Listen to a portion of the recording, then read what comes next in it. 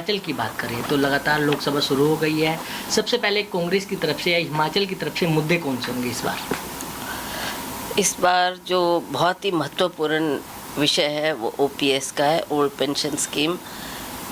जगह जगह से आवाज़ उठ रही है, सभी चाहते हैं कि हमारे को इससे वंचित किया गया है, तो उनका सरकार के प्रति भी बहुत आक्रोश है और लोग बहुत नाराज़ है कि हमारी बात को कंसिडर नहीं किया जा रहा, कहीं उठाया नहीं जा रहा। तो उन्होंने हम लोगों से भी आवेदन किया था कि आप इस मुद्दे को महत्व देते, इस पे चर्चा करें। तो हम सोच रहे हैं, हमने कल ही मैनिफेस्टो की मीटिंग की थी, तो हमारा जो मुख्य मुद्दा होगा वो ओपीएस ही होगा। और इसके अलावा भी आप देख रहे हैं कि ना बागवानी पर कोई ध्यान दिया जा रहा है।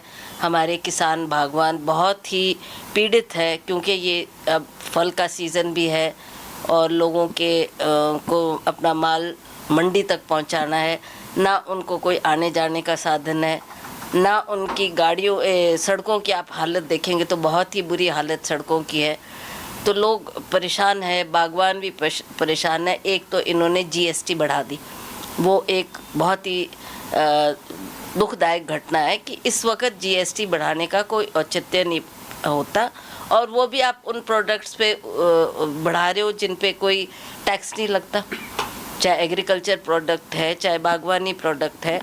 और उसी तरह से आपने जो कार्टन की बात है, कार्टन पहले कांग्रेस के सरकार के समय में कार्टन का काम 2-3 कंपनियों को दिया जाता था, क्योंकि करोड़ों पेटियां लगती है और उन पेटियों को एक फर्म पूरा नहीं कर सकती, तो इसलिए उसको बांटा जाता था, टेंडर होता था और प्राइस को ध्यान में रखते हुए वो दिया जाता था। आज क्या कर रहे हैं कि वो एक आदि कोई कंपनी को वो दे रहे हैं, जो कि उनका प्रोडक्ट भी ठीक नहीं है।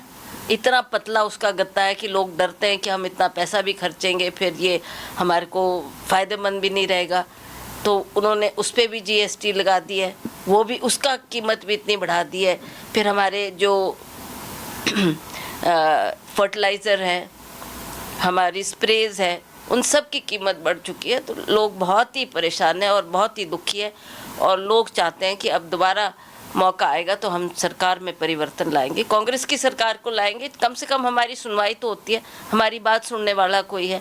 और जब भी हमने कोई मांग स्वर्गीय वीरभद्र सिंह जी के सामने रखी तो उन्होंने हमारी मांगे पूरी की और हमको हर तरीके की राहत उन्होंने दी।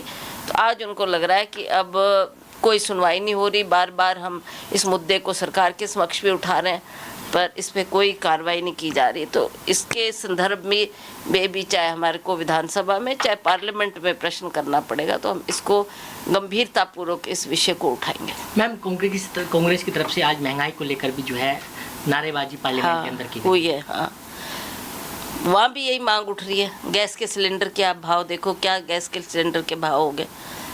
बहुत दुख होता है कि इनके कार्यकाल में जहाँ की इन्होंने आश्वासन दिया था केंद्र सरकार ने कि हमारी सरकार बनेगी तो हम 450 जो उस वक्त सिलेंडर था उसकी कीमत को कम करेंगे, और आज आप देखो 1100 से ऊपर गैस के सिलेंडर का भाव है।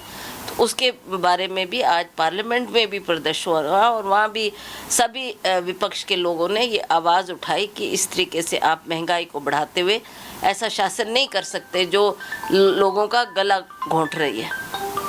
मैम, जिस तरीके से जो सेब पर जीएसटी और जिस तरीके से किसान परेशान है, इसके लेकर भी कोई आप लोकसभा में मुद्दा उठाएंगे?